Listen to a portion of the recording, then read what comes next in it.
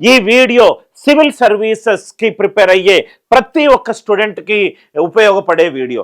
చాలామంది students సివిల్స్కి prepare అయ్యే వాళ్ళు పేపర్ 2 CSATలో రైట్ యాప్టిట్యూడ్ రీజనింగ్ వర్బల్ ఈ దాంట్లో 1/3 cut off 1/3 of total marks 67 మార్కులు రాకపోతే వాళ్ళు కలగన్న డ్రీమ్ డెస్టినేషన్ చేరడానికి చాలా ఇబ్బందులు ఎదుర్కొంటారు.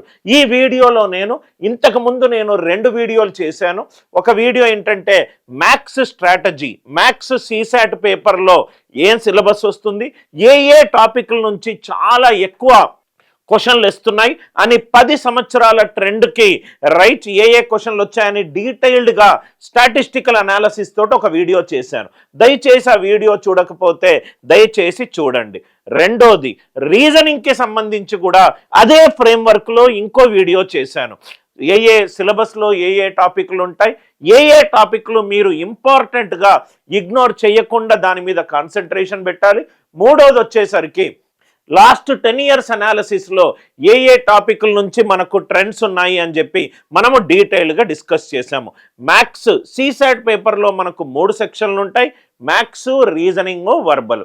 ఈ 3 సెక్షన్లలో 3వ సెక్షన్ అయిన ఇంగ్లీష్ సెక్షన్, ఈ ఇంగ్లీష్ సెక్షన్ చాలామంది especially non English medium background వచ్చిన వాళ్ళు, రీడింగ్ హ్యాబిట్ లేని వాళ్ళు, రైట్ ఎక్కువగా ఇంగ్లీష్ అనే సబ్జెక్ట్ మీద ఎక్కువగా టైం స్పెండ్ చేయని వాళ్ళు ఈ ఇంగ్లీష్ అనే సెక్షన్లో చాలా ఇబ్బంది పడతారు.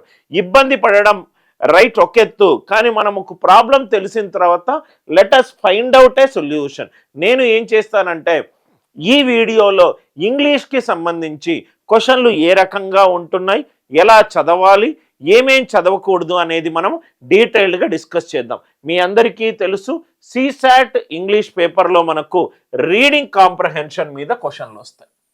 రీడింగ్ కాంప్రహెన్షన్ ఒక ప్యాసేజ్ ఇస్తాడు, మీరు ఆ ప్యాసేజ్ని చదవాలి, అర్థం చేసుకోవాలి. ఆ ప్యాసేజ్లో నుంచే మీకు కొన్ని క్వశ్చన్లు, ఒక క్వశ్చనో 2 క్వశ్చన్లో 3 క్వశ్చన్లో ఉంటుంది. Various kinds of pattern based RC passages ఉంటాయి. ఆ క్వశ్చన్ని, ఆ ప్యాసేజ్ని చదివి ఆ క్వశ్చన్లను మీరు ఆన్సర్ చెయ్యాలి. కానీ ఈ రీడింగ్ కాంప్రహెన్షన్ CSAT అనేది అంత ఈజీ వ్యవహారం అయితే కాదు సార్. దీనికి చాలా టైం స్పెండ్ చేయాలి. దానికి మీకు రీడింగ్ హ్యాబిట్ ఎంత ఫాస్ట్గా ఉంటే అంత ఫాస్ట్గా మీరు చేయొచ్చు.